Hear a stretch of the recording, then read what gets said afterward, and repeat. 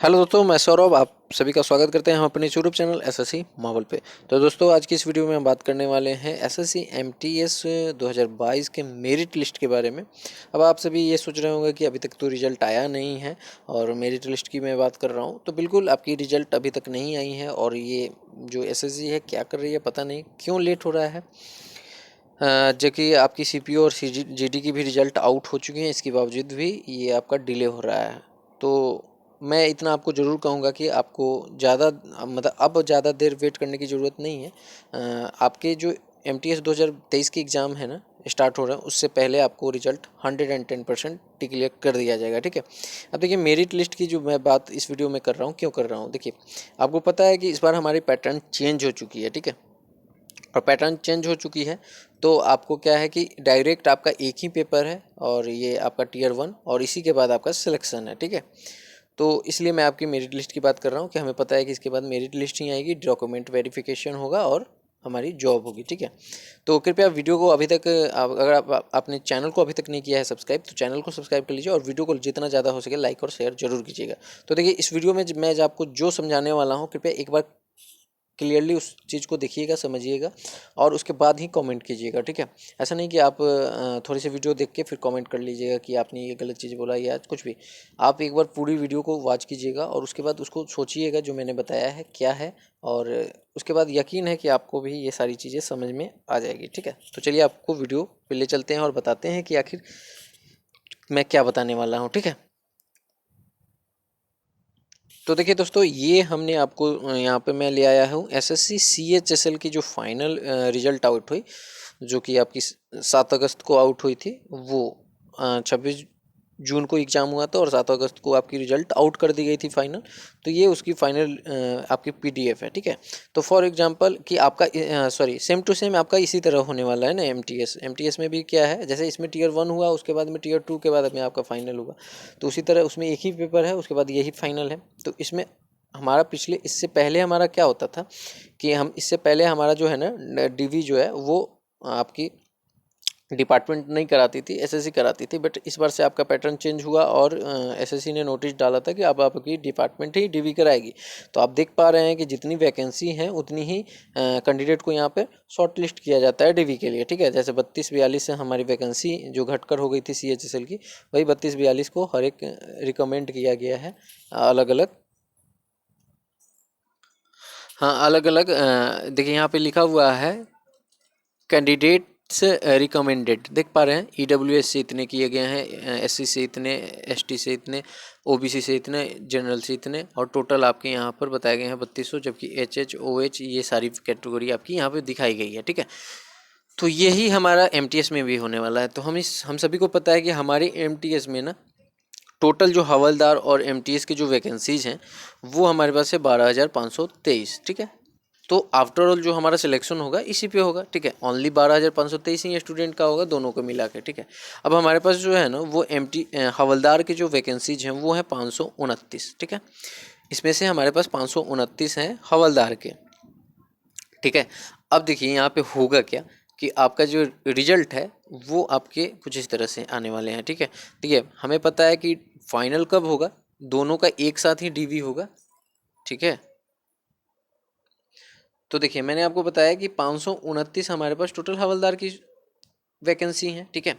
अब देखिए यहाँ पे क्या है कि नोटिस में क्लियरली मेंशन है 2022 की नोटिस में कि आपकी जो हवलदार के लिए जो शॉर्ट लिस्ट किया जाएगा ना 1:5 में आपका शॉर्ट लिस्ट किया जाएगा कैंडिडेट को, यानी कि एक सीट के लिए 5 कैंडिडेट को क्वालिफाई किया जाएगा। किसके लिए शॉर्ट लिस्ट किया जाएगा? आपके फिजिकल इफिशियंसी टेस्ट टी या पीएचटी के लिए। ठीक है। इसके लिए आपका किया जाएगा, यानी कि अगर इसका हम 5 गुना करें तो हमारे पास कुछ इस तरह से हो जाते हैं, कितना आपके हो जाते हैं 26-45। ये स्टूडेंट हमारे शॉर्ट लिस्ट होंगे किसके लिए? फिजिकल इफिशियंसी टेस्ट या पीएचटी के लिए। ठीक है। अब यहाँ से भी जो क्वालिफाई होंगे और डिसक्वालीफाई होंगे, उसके बाद आपके जो एक्चुअल वैकेंसी है 529 को शॉर्टलिस्ट किया जाएगा फिजिकल इफिशियंसी टेस्ट होने के बाद, और इन 529 का डॉक्यूमेंट वेरिफिकेशन होगा। तो आपको पता है कि एमटीएस और हवलदार दोनों का एग्ज़ाम जो है हमारा सेम टाइम में हुआ है, पैटर्न भी हमारा एग्ज़ाम का सेम है। ठीक है। तो ये दोनों सेम है। और आपको पता है कि एमटीएस के कोई भी टेस्ट नहीं है फिजिकल इफिशिएंसी टेस्ट, तो डीवी जब भी होगा तो हमारे एमटीएस और हवलदार दोनों का होगा एक साथ।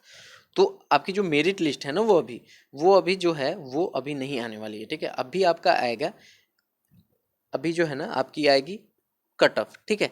तो कट ऑफ जो आएगी उसमें आपको बताया जाएगा कि इतनी इतनी कट ऑफ गई है, ठीक है। तो कट ऑफ को बहुत सारे स्टूडेंट जो है वो कट ऑफ को क्लियर करेंगे, ठीक है। कट ऑफ क्लियर करने का मतलब ये नहीं हुआ कि आपके जो है वो मतलब जॉब जो है वो सिक्योर हो गई है, ठीक है। अब देखिए इसमें होगा क्या कि मैं आपको बता दूं कि मेन रीजन क्या है कि आपके जो है ना कॉमन कैंडिडेट हैं जो आपको पता है कि जो एमटीएस के लिए भी हैं एलिजिबल और हवलदार के लिए भी हैं, ठीक है। ये सभी को पता है। अब यहाँ से ये कॉमन कैंडिडेट जो हैं वो जाएंगे फिजिकल इफिशिएंसी टेस्ट में, ठीक है, या पीएचटी के लिए। अब देखो यहाँ से क्या होगा कि नोटिस में एक चीज़ और मेंशन है कि इफ़ यानी मतलब इफ़ अगर आप ये फिजिकल इफिशिएंसी टेस्ट में अगर डिस्क्वालीफाई हो जाते हो तो आपका कैंडिडेचर कैंसिल नहीं किया जाएगा, आपको एमटीएस के लिए वैलिड किया ही जाएगा, मतलब आप एमटीएस की जॉब ले सकते हैं। हवलदार में आपका नहीं हो पाएगा तो आप वहाँ पे डिस्क्वालीफाई हो जाइएगा, बट आप एमटीएस में काउंट होइएगा, ठीक है। तो अब आप ये बताओ कि अगर आपकी अभी मेरिट लिस्ट आ जाएगी तो फिर ये कैसे पता चलेगा कि आपके जो कितने स्टूडेंट जो हैं एमटीएस के वाले जो कॉमन कैंडिडेट हैं वो हवलदार क्वालिफाई कर रहे हैं या नहीं कर रहे हैं, ये बहुत बड़ा इशू है, ठीक है। तो आपके जो रिजल्ट आएंगे ना वो डेफिनेटली जो आपके रिजल्ट हैं वो सिर्फ आपकी कट ऑफ की आएगी, ठीक है। और कट ऑफ में आपका ये पता चल जाएगा कि इतनी इतनी कट ऑफ गई है, ठीक है। उसके बाद क्या होगा कि आपका जब फिजिकल इफिशिएंसी टेस्ट हो जाएगी तो क्या होगा कि फॉर एग्जांपल कि अगर जो कॉमन कैंडिडेट है जो एमटीएस के लिए भी एलिजिबल हैं और हवलदार के लिए भी, तो आपको पता है कि 529 वैकेंसी हैं, तो उस पर हवलदार की जो है कट ऑफ वो थोड़ी ज़्यादा जाएगी कंपेरिजन टू एमटीएस, ठीक है। तो यहाँ पर क्या होगा कि आपकी हवलदार की जब ज़्यादा जाएंगी तो आप मान के चलो कि मैंने आपको बताया कि 120 जाएगी यूआर की कट ऑफ एमटीएस के लिए। अगर वहीं हम हवलदार की बात करें तो अगर वो उसकी कट ऑफ 135 चली गई, ठीक है, मैं एक आपको एग्जांपल दे रहा हूँ, 135 चली गई तो वो गए फिजिकल इफिशिएंसी टेस्ट में, वहाँ पे वो हो गए डिस्क्वालीफाई। तो ये कहाँ पे आएंगे, ये आ जाएंगे एमटीएस में, ठीक है। एमटीएस में काउंट होंगे तो आपको पता है कि एमटीएस में जब काउंट होंगे तो 135 वाले को सबसे पहले प्रायोरिटी दी जाएगी ना। फिर आपका ये इनको 120 वाले को दी जाएगी, क्लियर है। तो यहाँ से जो छटके आएंगे, क्योंकि आपको पता है कि 26-45 में से तो कुछ तो बाहर होंगे। अब वो फिजिकल इफिशिएंसी टेस्ट में फेल हो जाएंगे, ठीक है, उसके बाद ही बाहर होंगे। तो फेल किस कंडीशन में होंगे, जो उनका टेस्ट है उसमें आपका मतलब वो क्वालिफाई नहीं कर पाएंगे, ठीक है।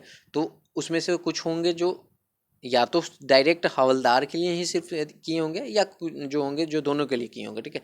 तो जो दोनों के लिए किए होंगे वो आपके एमटीएस में आएंगे, तो ये 135 आपका ऊपर आ जाएगा। तो जब आपके हवलदार के फिजिकल इफिशिएंसी टेस्ट हो जाएंगे ना तो उसके बाद आपकी फाइनल मेरिट लिस्ट डिक्लेयर की जाएगी, ठीक है।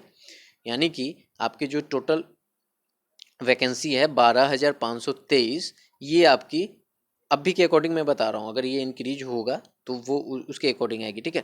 तो ये 12,523 की ना आपकी एक फाइनल वैकेंसी वो आएगी, क्या कहते हैं, मेरिट लिस्ट आएगी, जैसे कि ये आई है, ठीक है। और यहाँ पर आपकी ये इसी तरह की बॉक्स बनी होगी और उसमें सारी कैटेगरी की आपकी बताई जाएगी कि कितने के रिकमेंड किए गए हैं। उसके बाद में आपके हवलदार, ठीक है, और आपके जो हैं एमटीएस दोनों के जो हैं डीवी का वो लिस्ट होगा। उसके बाद में दोनों के डीवी होंगे, डीवी होने के बाद आपके ज्वाइनिंग की प्रोसेस होगी, ठीक है। तो ये आपकी जो है ना कंप्लीट प्रोसेस होने वाली है और इस चीज़ को आप एक बार खुद से समझिएगा जो मैंने चीज़ बताई हैं। और डेफिनेटली यही है आपका प्रोसेस सिलेक्शन का, क्योंकि आपको पता है कि दोनों का जो है ना सिलेक्शन एक ही बार होना है, ऐसा नहीं है कि हवलदार का पहले होगा और एमटीएस का बाद में होगा। और आपको पता है कि इस बार हमारी एमटीएस में कोई और स्टेप है नहीं, जैसे हवलदार में है ना फिजिकल इफिशिएंसी टेस्ट, लेकिन हमारे एमटीएस में कुछ भी नहीं है। तो अब भी जो है ना आपका एमटीएस का जो मतलब दोनों का ना मेरिट लिस्ट नहीं आने वाली है, जो अभी तक आपके दिमाग में चल रहा था या कहीं और भी न्यूज़ आप सुने होंगे कि मेरिट लिस्ट आने वाली है। तो बिल्कुल भी मेरिट लिस्ट नहीं आएगी। मेरिट लिस्ट तभी आएगी जब आपका फिजिकल इफिशिएंसी टेस्ट हो जाएगा। वहाँ से कौन से बच्चे हैं जो सिर्फ हवलदार के लिए क्वालिफाई कर रहे हैं और वहाँ से कौन से बच्चे हैं जो सिर्फ एमटीएस के लिए क्वालिफाई कर रहे हैं, वो लिस्ट जब फाइनलाइज हो जाएगी फिर आपकी जाकर ये जो टोटल वैकेंसी है 12,523 के लिए आपके पास फाइनल मेरिट लिस्ट डिक्लेयर किया जाएगा। तो हो सकता है कि आपकी उसमें थोड़ी जो कट ऑफ है वो आपकी बढ़ सकती है, ठीक है।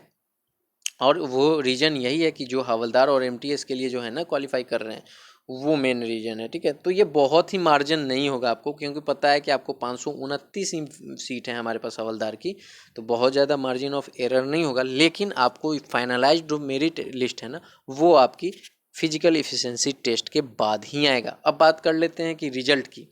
तो देखिए, रिजल्ट का क्या है ना कि कुछ भी श्योरिटी नहीं है, ठीक है। श्योरिटी नहीं है, इट मीन्स कि आपकी रिजल्ट आज भी आ सकती है, कल भी आ सकती है, उसके 26 को भी आ सकती है, 27 को भी आ सकती है। ऐसा मतलब कि आप पर डे आपकी यही है कि कभी भी आ सकती है, ठीक है। तो मैं आपको बताने वाला हूँ कि आपको जो है ना रिजल्ट के लिए क्या है कि मैंने तो शुरू से आपको बताया कि रिजल्ट की वेट कभी किसी भी एग्ज़ाम दे दीजिए, रिजल्ट की वेट मत कीजिए। आप अपने आंसर की को चेक कीजिए। और देखिए, मैं आपको ये भी वीडियो में बताया हूँ ना कि आप एक बार कटअप की वीडियो देखते हो, ठीक है। आपको जिस पे ट्रस्ट होता है ना कि जौन से चैनल हैं, ठीक है, जो कटअप बताते हैं, जैसे फॉर एग्जांपल अगर शुभम जैन सर के बारे में है कि हम उन्होंने वो जो कटअप बताते हैं वही परफेक्ट है, तो आप उनके वीडियो को देख लिए और उनके अकॉर्डिंग आप सेफ हो, तो आप अपने अगर पेपर 2 है तो उसमें लग जाओ। अगर आपको लगता है कि नहीं, उन्होंने जो कटअप बताया उससे मैं कम हूँ, और एक बार खुद की बात भी सुनो कि आपके कितने कट ऑफ है। अगर आपको लगता है अंदर से कि हाँ आप सेफ हो, तो डेफिनेटली आप अपनी तैयारी को कंप्लीट करो आगे, अदरवाइज आप नेक्स्ट फॉरवर्ड करो, ठीक है। क्योंकि आप जो है ना बिल्कुल भी टाइम जो है ना वेस्ट नहीं कर सकते हैं। वैकेंसी आपको पता नहीं कि कब इंक्रीज होगी कब डिक्रीज होगी, तो जॉब लेना थोड़ी सी मुश्किल है। तो इसलिए मैं आपसे कहता हूँ कि बिल्कुल भी रिजल्ट का वेट मत किया कीजिए। और एमटीएस की जो रिजल्ट है, वो आपकी जो लिस्ट है, वो आपकी जो है ना कट ऑफ की, वो एनी हाउ जो है 1 सितंबर से पहले आपको देखने को मिल जाएगा, क्योंकि 1 सितंबर से आपकी एमटीएस 2023 की एग्ज़ाम है।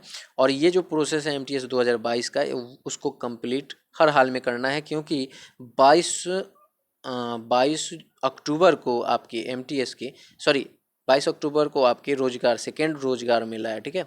तो आपके इसके पहले आपका रिजल्ट जो है वो 110% निकाल दिया जाएगा, मतलब सिलेक्शन हो प्रोसेस कंप्लीट हो जाएंगे। तो इस बीच में आपका फिजिकल इफ़िशिएंसी टेस्ट भी कराना है। तो ये सारी चीज़ें हैं, और वो फिजिकल इफ़िशिएंसी टेस्ट तो एक दिन में ही हो जाएगा, बट आपकी लिस्ट जो है उसके बाद ही फाइनलाइज्ड होगी। तो आशा करते हैं कि इस वीडियो से आपको क्लियरिटी मिलेगी।